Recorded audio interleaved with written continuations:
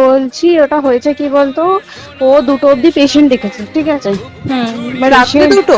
রাত্রি 2টো, ঠিক আছে? আচ্ছা। 2টো অব্দি পেশেন্ট দেখেছে, দেখে রুমে এসে অনলাইনে অর্ডার করে 4জন বন্ধু মিলে খেয়েছে, ডিনার করেছে।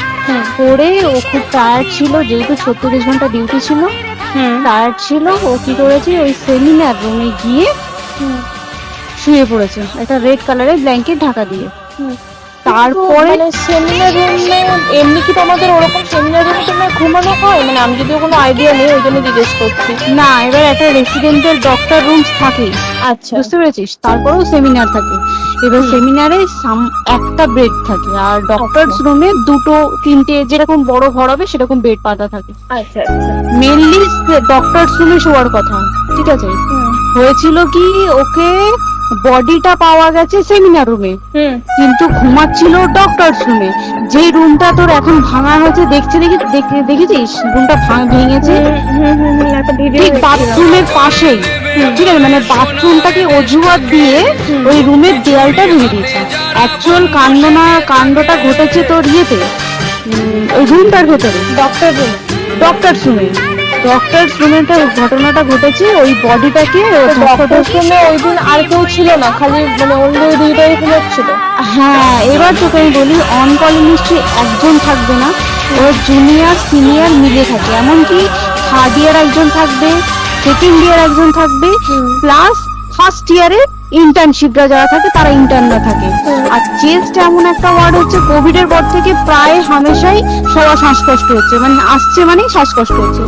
আর চেস্ট ওয়ার্ড আর চেস্ট মেডিসিন দুটোই পাশাপাশি ওয়ার্ড, ঠিক আছে? তো কেউ কি শুনতে পায়নি? কেউ শুনতে পায়নি।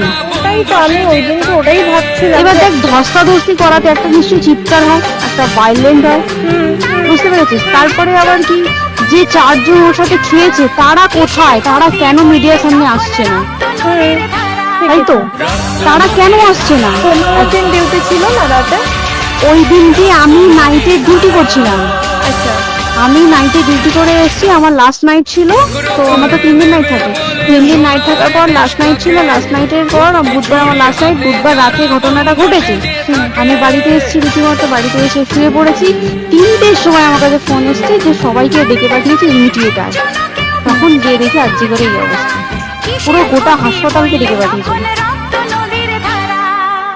গিয়ে দেখি পুলিশ মহিলা, মানে আর ওকে যেভাবে, আমি তো বডিটা দেখেছি রে, মানে আমাদের এখনো পর্যন্ত চোখ থেকে নামছে না, রীতিমতো মনে হচ্ছে মেয়েটারা আমাদের পাশাপাশি ঘুরছে, একদম এরকম, মানে মানে অদৃশ্যমান। মানে আমরা এরকম ভাবতে পারছি না যে এরকম ভূত থাকে বা একটা স্পিরিট থাকে বা কিছু। এখন আমরা বুঝতে পারছি না, ওর আত্মাটা এখনো ঘুরছে আমাদের আশেপাশে।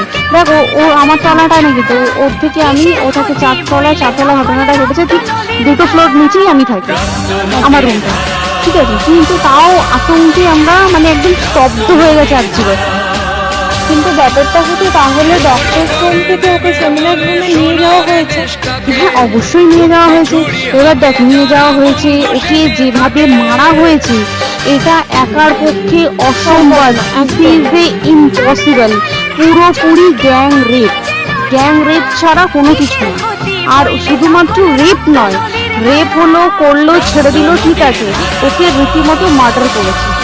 মানে নিজের মতো যা বুঝছি, মানে তোমার কথাতে এটা হচ্ছে ওর ওই বন্ধু বান্ধব এক্স্যাক্টলি, হয় ওর বন্ধু বান্ধব কেউ, ঠিক আছে, মানে 4জনের মধ্যে কেউ, আইদার ওকে এমন কিছু করতে হবে। দেখ, বড় বড় কোম্পানিতে তো এরকম হয়, মানে হয় তুমি আমার সাথে কম্প্রোমাইজ করো, নয় তুমি চাকরি ছেড়ে চলে যাও, হয় তো। এখানেও সেরকম কিছু একটা হয়েছে। যাকে যে ক্রাইম করেছে সেও কিন্তু নর্মাল ডক্টর নয়, কিন্তু সেও একটা ভালো পোস্টে র্যাঙ্ক করছে, বুঝতে পেরেছিস? তবেই কিন্তু পুরো ব্যাপারটাকে হসপিটাল চেপে যেতে চাইছে, পুরো ব্যাপারটা। তাহলে এই সিভিকে ও কোথা থেকে আসছে? এবার তোকে আমি বলি, ওটা কোথা থেকে আসছে। আমাদের প্রিন্সিপাল চেঞ্জ হয়ে গেছে, ডেপুটি সুপার চেঞ্জ হয়ে গেছে, তারপরে আমাদের অ্যাসিস্ট্যান্ট সুপার চেঞ্জ হয়ে, সব চেঞ্জ হয়ে গেছে। তারপরে যে ওয়ার্ডে ডাক্তাররা ছিল, সিস্টাররা ছিল, ওয়ার্ড বয়রা ছিল, মাসিরা ছিল, সবাইকে ডেকে এখন সাসপেন্ড করা হয়েছে, তারা কোথাও যেতে পারবে না, রোজ গিয়ে কোর্টে গিয়ে দেখা করছে, আজকেও কোর্টে গেছিল সবাই। তারপরে তারপরে তো তোর এগুলো হলো, তারপরে তোর কি বলে, আরে বল না, ওই সিবিআই এটা হয়েছে কি, মানে ও সেই সঞ্জয় রায় যে ধরা পড়েছে, অ্যাকচুয়াল কিন্তু ও নেই, ঠিক আছে, ওর এতটা ক্ষমতাই হয় না, ও অত রাত্রে কি করতে যাবে, ও অত রাত্রে ওখানে কি করতে যাবে, ও না পেশেন্ট, ও নাকি বলছে দালাল পেশেন্ট নিয়ে গেছে, তো পেশেন্ট নিয়ে যখন গেছে দিদিটার রুমে যখন যাবে, নিশ্চয়ই দিদিটার রুমে কোনো কাগজপত্র দেখাতে যাবে, সেই অবস্থায় গিয়ে দেখে যে এরকম এরকম ঘটনা, তা ঝাঁপিয়ে পড়েছে ওর উপরে, এরকম কিছু কি, তাও কিছু নয়, শুধু গেছে দেখছি ড্রিঙ্ক অবস্থায়, ওকে ক্যামেরা দেখা গেছে ড্রিঙ্ক অবস্থায় গেছে, আর এইটুকু দেখা গেছে। তারপরে হচ্ছে কি, তোর অনেক রকম এখানে অনেক রকম ব্যাপার আছে, যে দিনকে ঘটনাটা ঘটে তার ঠিক দুদিন পরে ওই সেমিনার বাথরুমের অজুহাত দিয়ে ডক্টর যে রুমের দেওয়ালটা আছে ওই দেওয়ালটা ভিজিয়ে দিয়েছে। কেন? প্রথমে ওকে বললো সুসাইড করেছে, আমাদের যখন ফার্স্ট খবর আছে তখন সুসাইড করেছে, তারপরে যখন হসপিটালে যাই তখন গিয়ে শুনছি নাকি না সুসাইড করেনি, এটা রেপ করেছে, রেপ করে মার্ডার করা হয়েছে।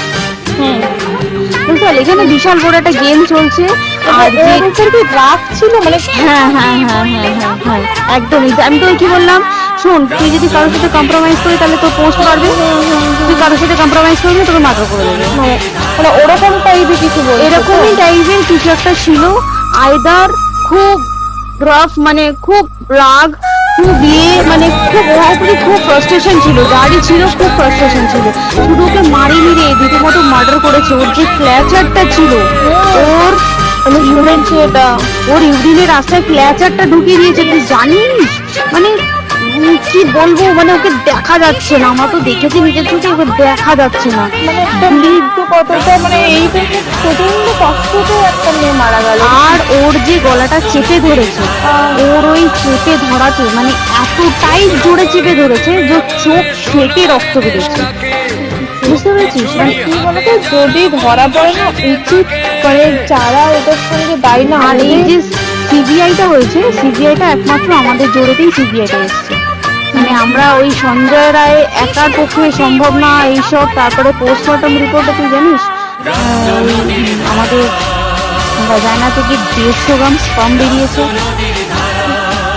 পোস্টমর্টম রিপোর্ট 150 গ্রাম স্পার্ম, মানে বুঝতে পারছিস, নট এ ক্যালকুলেটেড, মিনিমাম কম করে 6 থেকে 7 জন করেছে ওটাকে।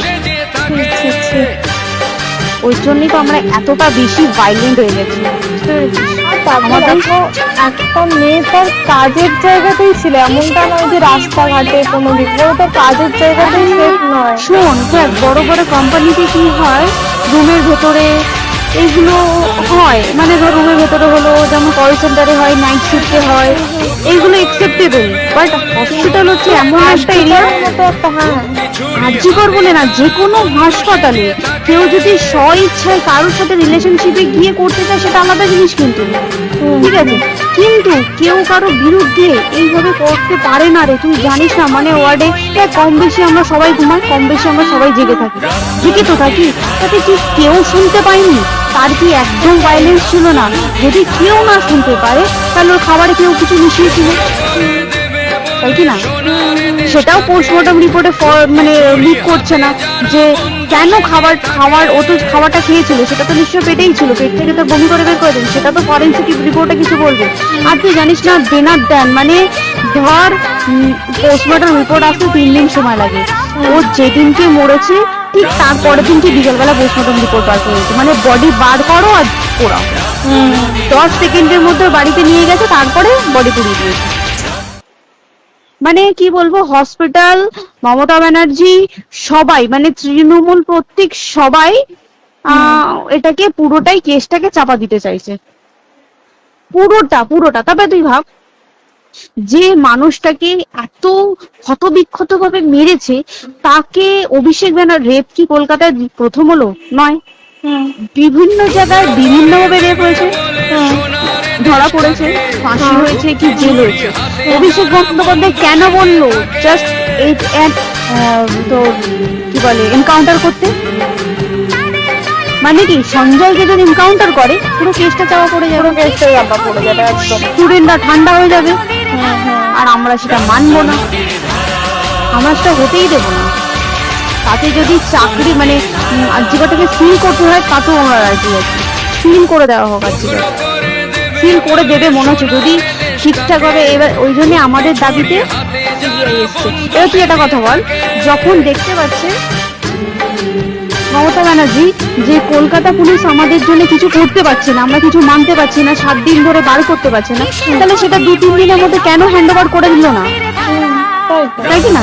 তারপরে দেখ PWD একটা লো পোস্টের মানুষ, মানে যারা ভাঙচুর করে, মানে সিমেন্টে যারা কাজ করে তাদেরকে PWD বলে।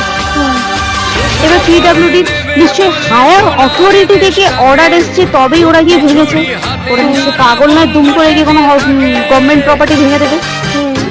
অর্ডারটা কে পাস করলো যে এখনই চেস্ট ওয়ার্ডটাকে ভাঙতে হলো? CBI আসা পর্যন্ত অপেক্ষা করতে পারতো। কারণ আজকে অত বড় বিক্ষোভ হবার কারণ কি হচ্ছে? একটাই কারণ, যে মেয়েটি মারা গেছে ঠিক আছে, কিন্তু তাকে এত বেশি মলেস্ট করে, এত বেশি রেপ করে বা দেশের লোককে মেরেছে, তার কি কোনো প্রতিবাদ নেই?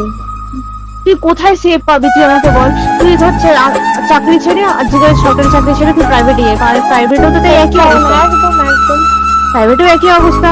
তুই কোনো চায়ের দোকান খুলে বসবি, অনার্সিতে তুই বসলেও তাও এসে তো হাজার ছেলেরা থাকে, হাজার ছেলেরা ক্লিশ করে, তুই কোথায় কি করবি? তাহলে আমাদের সেফটি কোথায়? আমাদের মুখ্যমন্ত্রী মমতা ব্যানার্জি সে একটা লেডি হয়ে তাহলে আমাদের কি সেফটি দিয়েছে? আমাদের কি লক্ষ্মী ভান্ডার দিলে প্রবলেম সলভ? পুরো মাসের আমাদের কি সব খরচা চলে যায় লক্ষ্মী ভান্ডারে? জানি না, আই ডোন্ট নো। মানে আমরা প্রচুর খেপে আছি, প্রচুর। মানে এর বিচার না চাওয়া পর্যন্ত তুই ভেবে চল কি এটা সলভ হবে না। আমরা বিচার নিয়ে আমি 2 দিন ধরেই ভাবছিলাম তোমাকে ফোন করবো, কিন্তু মানে এটা ওটাতে হয়ে উঠছে না। আর তোমাকে তো আমি ওই দিন রাতেই হোয়াটসঅ্যাপ করলাম না, হ্যাঁ এবার হ্যাঁ তখনই না আমি ব্যাপারটা অতটা বুঝতে পারিনি। আর আমার তার পরের দিনই ভোরবেলা ডিউটি, হ্যাঁ, তো আমি খুব সাবধানে থাকিস রে, আর খুব বলো না, সাবধানে না, না, থাকিস। হ্যাঁ তাই তো। এখন মানে তোমরাও সাবধানে থাকো সবাই। কি বলবো বল, কিছু বলার নেই। দেখ আমাদের মধ্যবিত্ত মানুষরা আমাদের চাকরি করে খেতেই হবে, সোজা কথা। একদম একদম। তাই কিনা বল? বাবা এত পুঁজি নেই যে বসে বসে খাবো, ঠিক আর আছে? সেই মেন্টালিটিও নেই, হ্যাঁ, যদিও থাকে মেন্টালিটিও নেই। হ্যাঁ, বাবার পুঁজিতে খাবে। এবার একটা কথা তুই বল, চাকরিটা কোথায় গিয়ে করবো তুই একটা বল? কোন স্টেটে গিয়ে চাকরি করবো তুই আমাকে বল? ওই যেমন মানে এটা হয়তো আমার মা যেমন বাড়ি থেকে 7টার মধ্যে ঢুকে যাও, দিদিকে তো ধরো অনেক রাত অব্দি 9টা 9:30 অব্দি ল্যাবে থাকতেই হয় না।